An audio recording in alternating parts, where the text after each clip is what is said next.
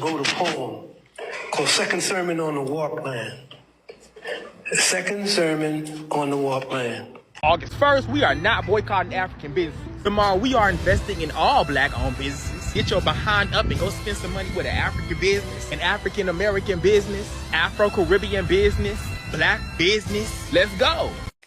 Hi lovelies, welcome back to my channel. If you're new here, my name is Belinda Burrs or Belly Dirt Stranad. Don't forget to please subscribe to this channel, turn on notifications so that anytime I upload videos, you will be the first person to be notified. To my returning subscribers, to those people that share my videos, leave commentaries, and educate each and every one of us, you guys are the real MVP. So lovelies, I'm gonna be your today's host, and I have so many stitches to put up here, and we are gonna come out to talk about it. Alright lovelies, let's dive into today's video. It's August 1st, and you know what that means. It's Black August, but it's also time to boycott African-owned businesses. And I'm gonna start my boycott off with going to an African business. That's right, and just to show you how much I support the boycott on African-owned businesses, I'm gonna give my hard-earned money to this African-owned business. So I'm here with Gabriel, and he's from, say that name again? Eritrea. Eritrea, of course. It's in Africa, and this is an African-owned business. And if you're in San Antonio, come support your African-owned business right now. It's right off of Worspot Road, and I'm about to eat and get down. But we don't eat African food. Well, let's take a look at the menu.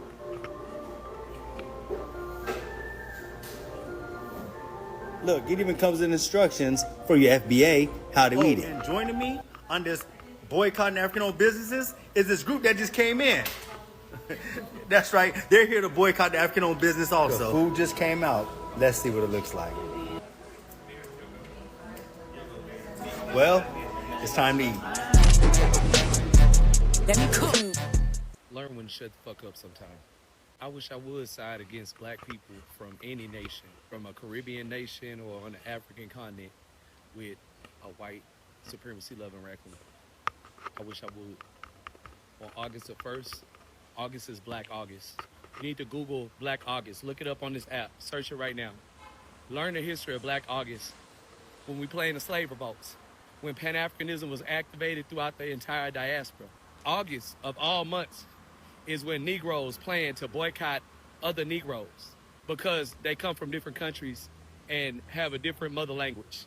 This is the most coonery, buffoonery I've ever heard of in my life. I'm ashamed of some of you people that call yourselves Black Americans. I'm an authentic Black American. I claim my African ancestry. I don't delineate between myself and black people from other parts of the world. I don't give a fuck about a foundational Black American. I'm a real, authentic Black American that descends from the slaves that fought in the Union Army so that we could be a United States. All those black people that fought in the Union called themselves African. So fuck everybody else. Proud Black American, African descendant. You must be out of your fucking mind. Boycotting African-owned businesses in Black August? I would love to know who the dumbass orchestrator of this one was. You can't even boycott Walmart and Target for 1 week, but you want to blacklist African businesses? I mean, let's be real. Some of you are more comfortable fighting your own reflection than fighting the system that caused you to struggle, especially in Black August. Black August is about resistance, liberation, and uplift of our people, not dividing them. So I stand with African businesses, and I refuse to boycott my own blood. And if you're a person that supports me or a mutual of mine, and you're about to boycott African-owned businesses, get the fuck out of my life. I don't have no time for lowlifes. Let me cook. You know, some of you bitch ass niggas really irritate me because why the fuck you boycotting an African business and you're black? Y'all don't have that same energy towards the Arabs, towards the Asians, towards the Indians, towards the Spanish, and all these other races that don't fuck with you and they just want your money. What really irritates me with our own race as African people is that we would rather tear each other down than to see, okay, this brother or sister has a system that works. They have worked to the point where they have established themselves. I need to get in and acquainted with them so I can imitate that system so that I can do something for myself. But no, we would rather want the spotlight and tear any brother or sister down that's doing something that is actually raising themselves up in our community. We, as an African people, have a jealous and envious spirit that is not of our own. It's demonic. Because if I win, you're supposed to win. It's supposed to be Ubuntu. I am because you are, and you are because I am. That's how it's supposed to be. But no, we get so jealous and hateful. If an African brother or sister has something that works, you should see how you should imitate that. Because if your lazy ass did the work, if your lazy ass was establishing yourself and striding throughout time to accomplish something, you would get the same spotlight. Not everything has to be just about you personally. Everything has to be about us. And if one of us win, all of us should win. So August isn't just another month for Black people. It carries centuries of memory, pain, rebellion, and resistance. So for some of y'all to turn it around and make it the month where it will go down in history that Black Americans decided to boycott other Black Americans is actually wild. So let's talk about why this boycott holds so much significance in August and why it's not just a coincidence. So if you didn't know, it started in August 1619, where the first enslaved people were brought to Virginia. And in August 1831, Nat Turner led a major slave rebellion, inspiring great resistance across the South. Marcus Garvey's birthday, the father of Pan-Africanism, who preached about Black pride, unity across the globe. August 21st, the Haitian Revolution. August 28th, the March on Washington. And I can keep on going on. I thought for many, August was Black August, honoring those who resisted, fought, and died for our freedom. I thought every August was to remind us we come from survivors. We come from revolutionaries. And we're still here. And we'll still be here once the boycott is over. Happy shopping, and don't forget to visit your local African braiding shop, Black American hair shop, or wherever else is Black owned. We will be supporting it. And for the ones that won't be supporting, I hope you find who your true enemy is and squabble up with them. It's August 1st, and so we supposed to be boycotting African business, yada yada. And this beautiful queen tagged me in a video, and I had to say thank you. Now, this is going to be my last video on this topic. If you don't agree, that's fine. But she tagged me, and I had to say thank you. You made my point. Now, the video had a beautiful Black African queen that was speaking to African, and in that video, she was defending us. She was like, how dare y'all African speak about African American and yada yada. You know, she was defending the Black Americans. And the reason why I said thank you, because that was my main point. You could come on this app, and yes, you will find Africans speak bad about us, but you also will find Africans that speak well about us. You could find Americans that speak bad about Africans, and you could find Americans that defend Africans. I guess someone like me. Now, the point of also why I cannot jump on this African ban is there isn't a race that you can't come on this app and you don't find them speaking about Black Americans. You cannot. But let me also say this. If you want to find a race of people that don't like us and say what the hell they want to say with their chest out, it's not the Africans. If your truck driver brother, and in cases I got cousins that's on the road, if they disappear tomorrow, I'm not thinking the Africans did it. Y'all know who we thinking, right? If our kids disappear and get mistreated in school and things like that, we're not thinking the Africans. That's not what we're thinking. When things happen to us and being unalive by a certain race, we're not thinking the Africans. So if we're going to start boycotting based off of disrespect, we're going to pick the Africans first. We're not going to go to that race they've been showing us for years and still do treat us like they don't care and unaliving us and telling us we need to all go home. Yeah, they tell all of us to go back home. We're not going to start with them first. We're going to start with my grandmother would turn over in her grave, as they say. My grandmother would turn over in her grave. Now, I've said it. If we were boycotting businesses like this particular African-American braider, not African-American, if this particular African braider did this, the particular restaurant did this, okay, just like we supposed to be boycotting Amazon, we supposed to be boycotting, what, Target, okay. But if we gonna start with a race, we gonna start with a race that those other people can't tell the difference unless we open our mouth and speak? I'm not doing that. I would know if my grandmother was still here and I tell her I'm about to boycott her grandmother. Yeah, her grandmother. Do you know how that sound? I am so sorry. If y'all don't see something wrong with that, those other people got to be laughing at us that we talking about boycotting Africans because they disrespect us. But the main race that disrespect us, you know why we can't boycott those main races? Because they got all the power, all the stores, the Walmart, the Starbucks, all the stuff that we like to buy, the name brand, Forever 21. If we go to the mall, we won't be able to shop. So we can't go at them, but we're going to come back to us. No, I'm sorry. If y'all don't get it, give me a particular business that disrespect us, and I know not to go there. But you're not going to tell me to boycott a whole black race. You're not going to get me to do it. Like I said, my grandmother would turn over in her grave. Learn when to shut the fuck up sometime.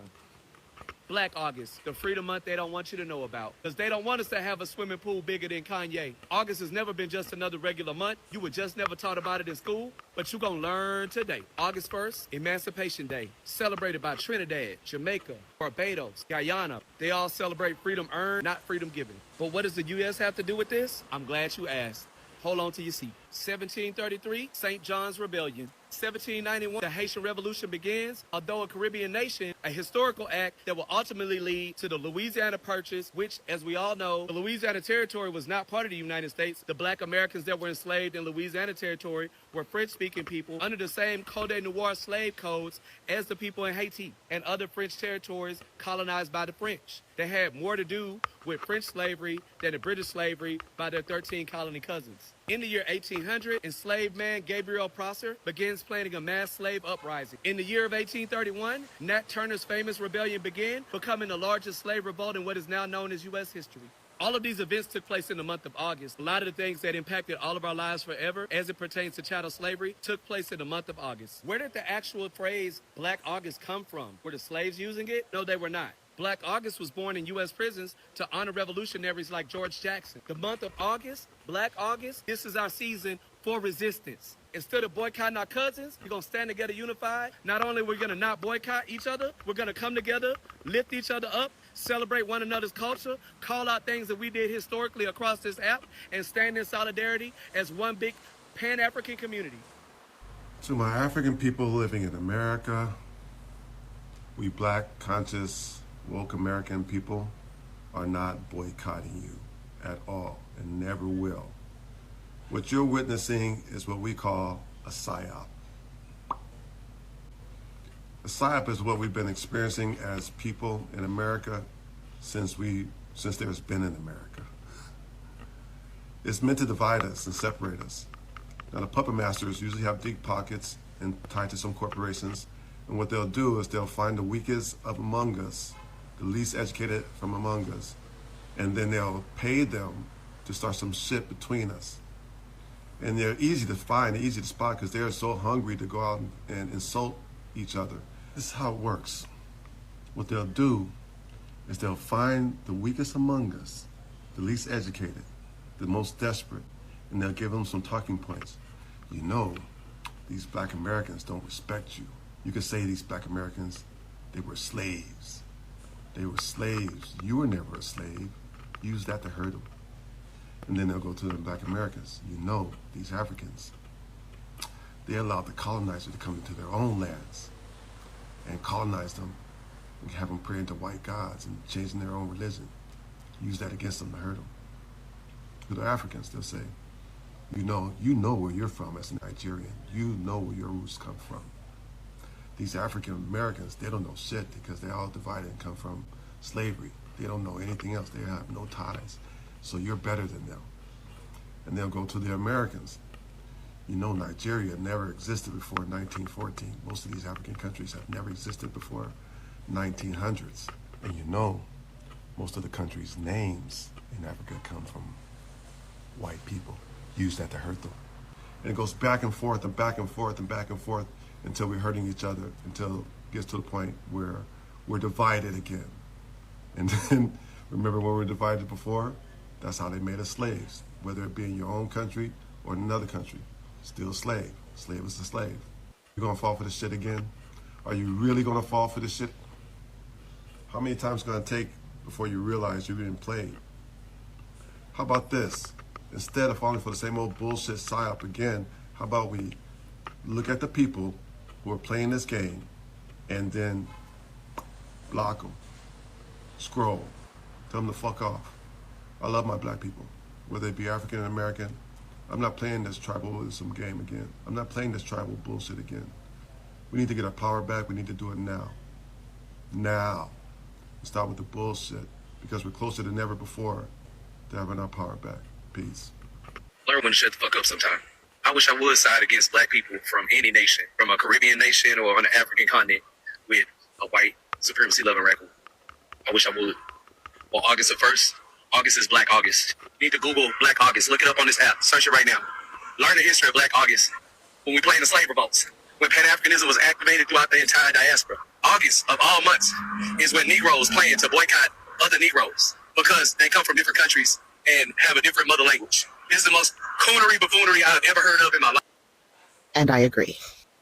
That's one of my mutuals, Meech the Innovator, and all of my black mutuals agree with that statement and sentiment.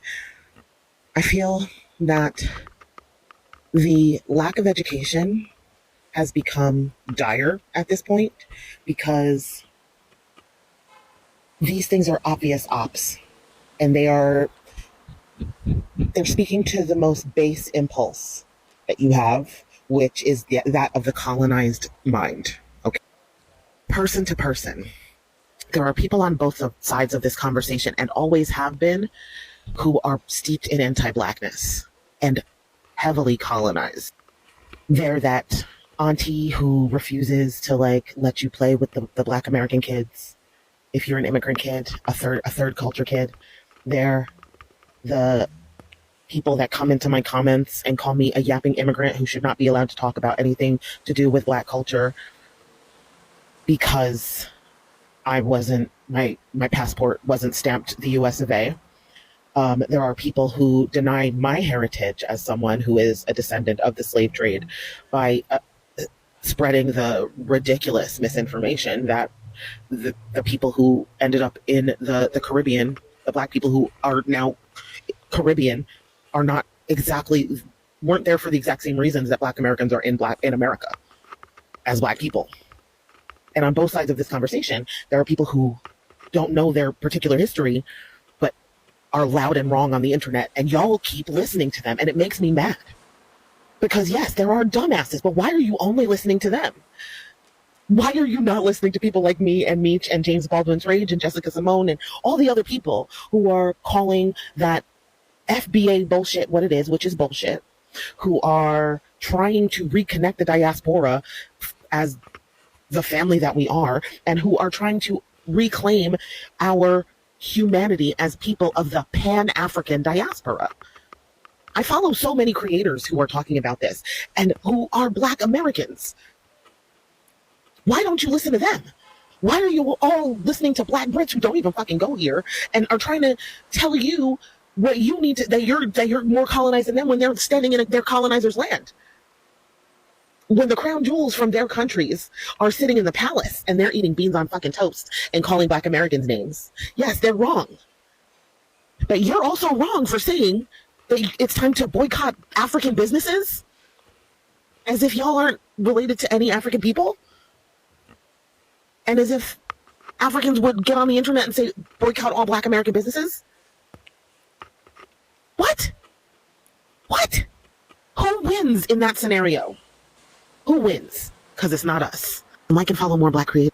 Hey, my name is CJ, and by the time that this video will be released, it will be Black August. I wanted to go down the history of Black August and what Black August means to me and why I believe a lot more people should be talking about Black August.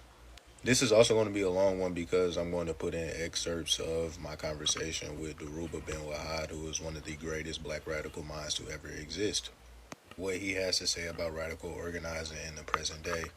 Black August is the annual commemoration of Black political prisoners or those who have been violently unalived by the state while they were fighting for Black liberation and for the furtherance of Black radicalism as a paradigm to be seen within the zeitgeist.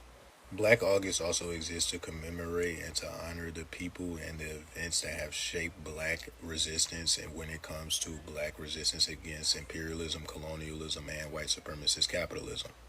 August is just also an important month when it comes to Black history in general because a lot of historical events happen in August within Black history.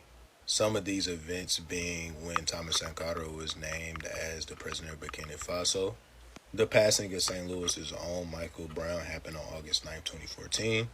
Some other things that happened in August are the unaliving of Emmett Till happened in August. Fred Hampton was born in August, and the Haitian Revolution was also started in the month of August.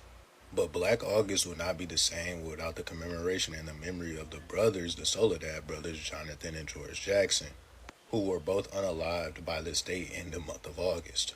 So as we can probably see from here that the month of August is very central not to just Black resistance movement within the prison system and the abolition movement.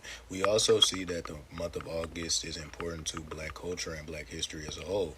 I think if you're going to call yourself a leftist or any type of socialist, you need to hammer down what Black August is and what it means.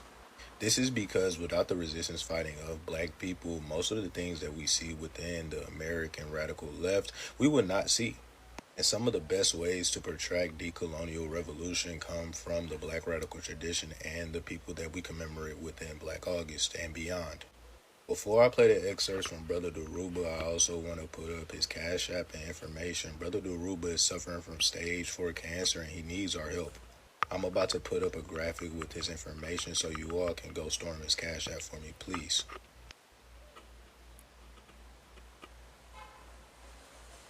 And if you're still here, I hope you enjoy the excerpts from our conversation. Y'all remember this. Gwendolyn Brooks wrote a poem called Second Sermon on the War Plan. Second Sermon on the War Plan. You could get it right on the net. And there's a passage in there that says, this is the urgency. Live. Go out and have your blooming in the noise and whip of the whirlwind.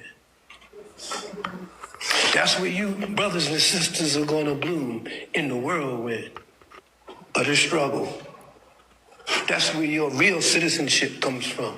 This is where your humanity is going to come from, is this struggle against these evil and racist and rabid forces that fuck this planet up.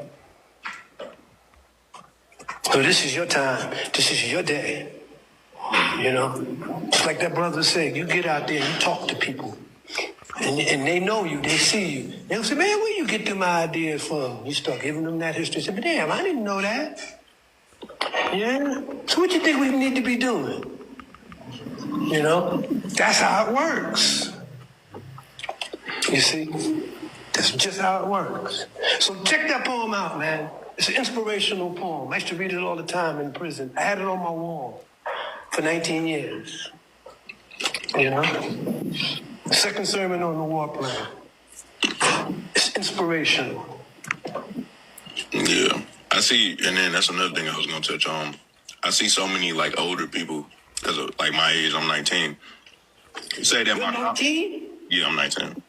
Yeah, they say that my politics are going to be more compromised as I get older, and it's just seeing like so many people from different generations, Gen Z, Boomers, Millennials, et cetera, having the same exact politic, and it echoing through those generations and saying the same through those generations, because we have tangible literature to pull from. Well, you know, when we study Revolutionary War, which I think I suggest that you do, when we read things like Mao's Protracted War and understand the principles of struggle, the principles of a united front, we realize certain key key features of the struggle, and one key feature that we need to grasp is that we're not outnumbered. You know, and we're not the ones that should be afraid. It's the enemy that's outnumbered, and it's the enemy that should be afraid. You see, and it's very important to understand that it's the subjective factor, it's the personal factor, it's the subjective factor that is the dynamic factor in war. That's the dynamic factor in struggle. The spirit of the people, individual courage, the spirit of the people, that's the dynamic. That's the shit they can't put in the computer. That's the shit they can't stop. And you're reading Tip of the Spear, and that's what it's telling you. You know, and that's what it's showing you. And I learned that a long time ago, you know, and I think that once you all understand that, you know, given how intelligent and useful you are, you're unstoppable. You'll be unstoppable, you know, and the enemy knows that. That's why they're scared. That's why they don't want you to read. That's why they're shutting down educational institutions. That's why they're pumping out all this bullshit and these lies about their own history, trying to say, and they don't want their children to feel bad about themselves. You know, go back and re-listen to Malcolm. You know, go back and re-listen to Du Bois. Go back and listen to them and understand how far you came since then. You see, you're much further ahead than they were. When I was 19, I was nowhere near like that brother that just spoke. I was in jail, yeah. I was on some radical shit. But the way that brother explained the simple notion of face-to-face organization based on what you know as a revolutionary is simple. You're far ahead of the game. You know? And so I just want to throw that out to you guys.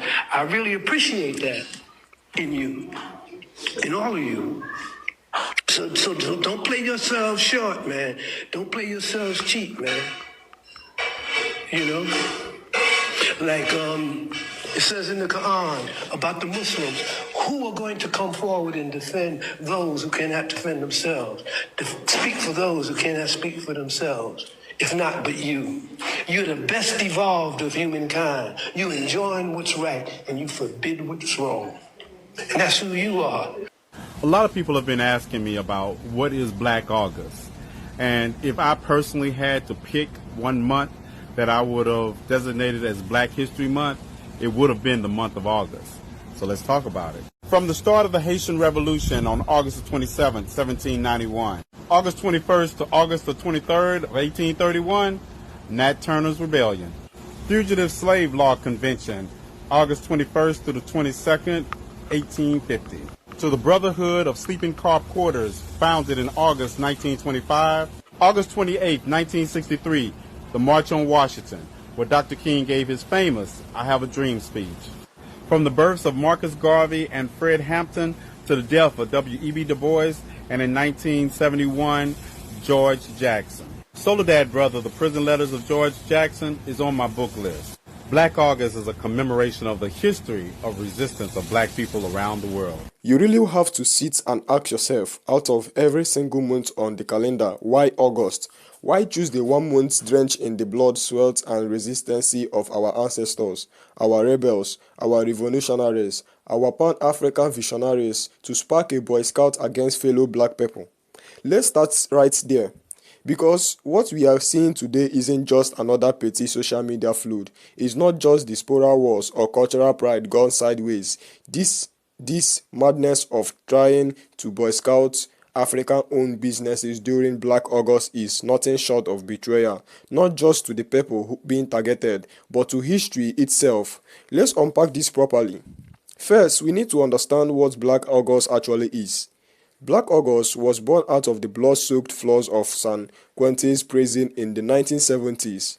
George Jackson, a revolutionary author, activist, and member of the Black Panther Party, was assassinated on the August 21st, 1971. His death sparked not only rage but reflection. In his prison letters, he wrote with the clarity of a man who knew freedom was not guaranteed, but who dared to imagine liberation anyway. From there, Black August became a scared observance, not a hashtag, not a thread, not a flex, but a moment of remembrance and resistance. It was about fasting, studying, building, commemorating, learning from the revolts and rebellions that lit our path. The Haitian Revolution started in August. Nate Dunant's rebellion erupted in August. The March on Washington. August 28, Marcus Garvey, the father of Pan-Africanism, born in August. Fred Hampton, born in August. The Brotherhood of Sleeping Car Porters, the first black union, founded in August. The list goes on. August has always been a spiritual and revolutionary battlefield for black people. So to twist it into a weapon against our own people, against your own economic infrastructure, is beyond recklessness. It's disrespectful to the point of blaspheming. Now let's talk about what sparked this so-called Boy Scout. A few viral videos, a handful of bad business experiences, some tone-deaf comments. Suddenly it became fashionable on TikTok and Twitter to say, we need to stop supporting African-owned shops. They don't respect foundational black Americans. Let me be clear. If you had a bad experience at a business, you have every right to stop spending your money there. But don't you dare dress that up as a movement. Don't you dare hide your personal griefs behind the veil of collective black struggle. That hasn't Pan-Africanism. That is petty tribalism. You can't scream Black Lives Matter on Monday and then scream Boy Scout African Lives on Friday. You can't talk about Black Wall Street then throw a grenade into someone else's version of it because they don't share your accent or passport. You want to boycott black businesses in August. When was the last time you boycotted Target for underpaying workers or Walmart for exploiting black communities? You mad at the breading shop lady, but you shop from Shein every week. Let's not pretend this is about justice. This is about ego. Let's break down this foundational black American FBA versus African Caribbean immigrant narrative. The FBA movement was supposed to be about ensuring that the unique lineage and labor of black Americans descended from U.S. chattel slavery wasn't erased in the conversations about reparations and justice. And that is flawed. That is real. Our ancestors built this country, bled for this land, died on its plantations, and still have no generational wealth to show for it. But somewhere along the way, that pride turned into paranoid. That pride turned into purity test. You are not really black unless you are FBA. Africans are teethers. Caribbeans don't respect us. It went from lineage awareness to flat-out xenophobia, and now is being used as a justification for economic self-sabotage. You do realize that African immigrants didn't enslave your ancestors, right? You do realize that the people profiting from your poverty are not wearing dashkeski, right? You do realize that Africans, Caribbeans, and foundational black Americans all share the same colonizers, just with different accents. See, this isn't about protecting the black American legacy. This is about people who are more comfortable punching sideways than punching up. You want to be a revolutionary but can't tell the difference between your brother and your enemy. And let's talk about what this Boy Scout actually does. It sends a message to every African and Caribbean child growing up in the America that they will never be accepted as part of the real black struggle. That no matter how many protests they march in, no matter how many hours their mothers work, no matter how many bullets their brothers take, there will always be a footnote next to their name, not really one of us. It tells African-owned businesses that the same people who look like them, live like them, and struggle like them will still choose to tear down rather than build them up. And worst of all, it tells the system, this white supremacist capitalist machine, that we are still divided and therefore still weak. Imagine you are a white real estate developer in the Homeland or Atlanta in Gavelwood, watching this unfold. You don't even have to grievify anymore. Just sit back and let us destroy ourselves. We will boycott our own stores, cancel our own operators, and exile our own king. You will save them the trouble. If you truly believe in Pan-Africanism, then you know our liberation is bound up together. Fanalone Hammer said it. Nobody is free until everybody is free. Kwame Nkrumah said it. The independence of Ghana is meaningless unless it's linked up with the total liberation of Africa. But today, flocks out here acting like proximity to African soil makes you more righteous. That struggle in Chicago is more sacred than struggle in Soweto. That pen in Mississippi is more authentic than pen in Lagos or Kingston.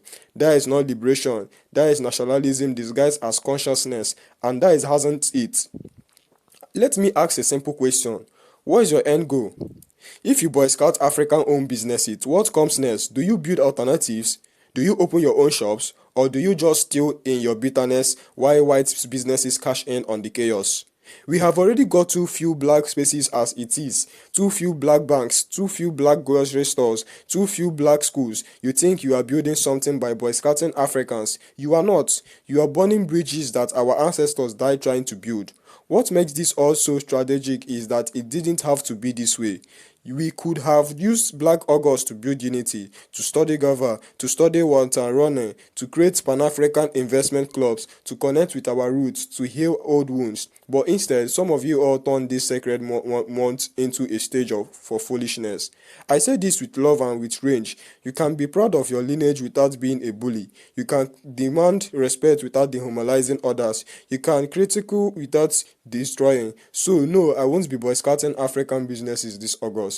I will be buying from them. I will be supporting the breading shop. I will be uplifting the African groceries. I will be sending traffic to Nigerian tailors, Senegal's shared butter sellers, Jamaican bookstores, Eritrea's restaurants, because those are my people too. They are me and I am them. Because at the end of the day, the slave ship didn't ask where you were from. The plantation didn't care what tribe you raped. The whip didn't check your lineage before it struck. We all bleed, we all were broken, and we all survived. So if your idea of progress is slicing that lineage tenor, splitting hairs, and boycotting your own reflection, then congratulations, the oppressor doesn't need to lift a finger. You have done their job for them. So try something different this August. Let's remember, let's rebuild, let's resist together. And if you watch up to this extent, don't forget to please leave me your own thought in the comment section of what you think of this video. And please do not forget that we do not support any form of bullying and harassment. We are just here for educational and informative purposes. So lovelies, why not just share your thought? Subscribe to this channel if you're yet to do that, and I will see you lovelies when I upload the next one.